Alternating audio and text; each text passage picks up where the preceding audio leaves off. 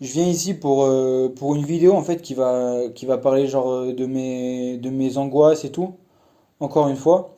Mais en fait, pour que vous compreniez un peu pourquoi c'était compliqué pour moi, soit de trouver du travail. Alors je veux pas me donner tout le temps des excuses parce que voilà, peut-être que j'aurais pu me forcer.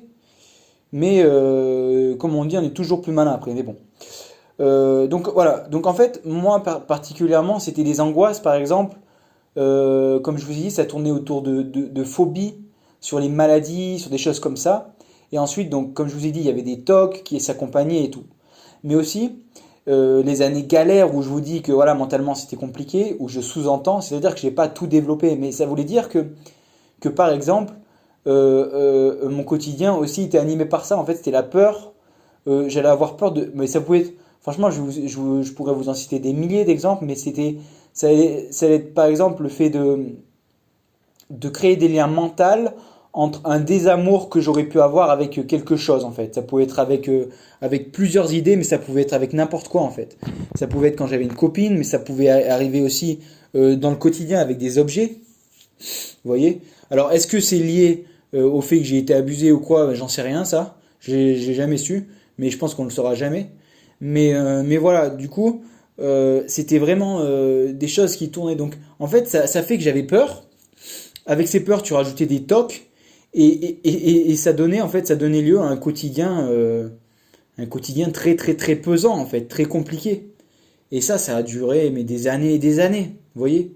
C'est ce que j'ai pas vraiment développé dans les années galères, mais c'est ce que je veux développer ici, parce que c'est vraiment ce que j'ai pu avoir. Par exemple, l'été 2015, quand je vous dis que c'était horrible, c'était horrible. C'était que j'avais tellement peur de pas être aimé, le peur de jamais réussir, et ça me bouffait mon quotidien, mais c'était comment dire, c'était à un niveau mais très élevé. C'était très élevé, c'est-à-dire que je pouvais pas avoir une vie normale. J'allais partir en vacances avec mes parents, mais c'était un calvaire de partir en vacances. Quand je vous dis que j'ai été en Thaïlande, mais c'était compliqué en Thaïlande, c'était vraiment compliqué. J'ai pas profité en fait. J'étais vraiment malade mentalement, j'avais vraiment des gros problèmes en fait. C'est vraiment pour que vous compreniez ça. Et ça m'a pas lâché, c'est-à-dire que ça a duré pendant des années et des années en fait. Des années. Et je voyais des. J'ai arrêté au bout d'un moment de voir des psychologues parce que ça n'y faisait rien en fait. Et voilà, je disais à mes parents, mais non, vous n'allez pas dépenser de l'argent dans ça, surtout que ça fait rien. Ça fait rien. Voilà. Et en fait, des fois ça passait, des fois ça revenait, des fois c'était plus ou moins fort. Et voilà en fait. Mais il y avait toujours ces espèces de torture en fait. J'étais tout le temps torturé mentalement. Et voilà en fait. Donc ça fait que mon quotidien il était compliqué. Euh, euh, voilà, je vais vous donner plein d'exemples concrets, comme ça vous allez mieux comprendre.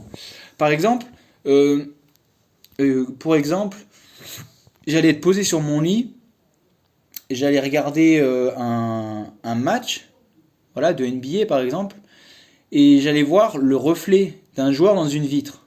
Un joueur que j'adore par exemple, peu importe. Mais un joueur, il représente la réussite, il représente ce que je recherche, donc la réussite, voilà quoi, la réussite. Et ben, par exemple, comme je le voyais dans une glace, et le type de lien mental, ça allait être que par exemple, vous voyez, quand on regarde dans une glace et qu'on voit quelque chose dans une glace, un reflet, c'est qu'on se voit nous normalement, quand on est dans une glace. Mais après, dans ce cas-là, comme je voyais le joueur, c'est qu'il y avait au niveau du regard, il y avait ben, je vais pas faire un cours de physique, mais il y avait une déviation du reflet en fait, en quelque sorte.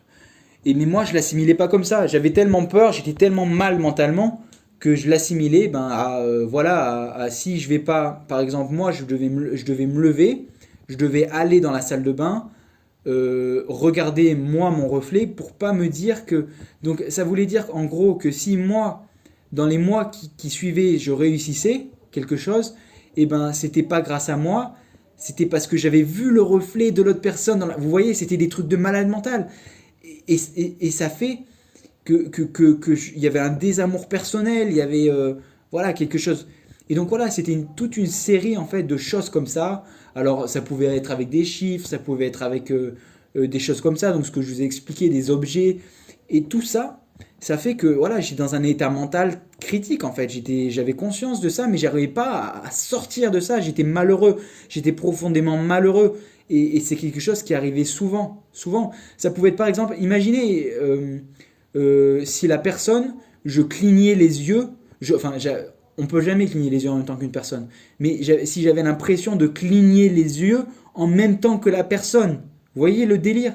Du coup, fallait que je la regarde et que je vois qu'elle cligne les yeux pas en même temps que moi. Enfin, et c'était plein de choses comme ça sur le désamour parce que j'avais peut-être vécu des traumatismes qui faisaient que voilà, que je ne m'aimais pas, que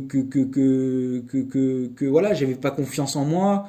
Et voilà, donc je vous ai cité deux exemples, mais voilà, c'est des exemples comme ça qui rendaient ma vie très très très très très inconfortable. Voilà. Donc voilà, je vous aurais expliqué succinctement les problèmes que je rencontrais parce que je suis pas rentré dans les détails vraiment parce que je jugeais pas ça. Enfin, si c'est important, mais voilà, comme ça vous allez peut-être un peu mieux comprendre dans quel état mental j'étais pendant ces années-là. Et voilà, j'espère que tout va bien pour vous, que Dieu vous bénisse et voilà, à la prochaine. Bye. Merci à vous.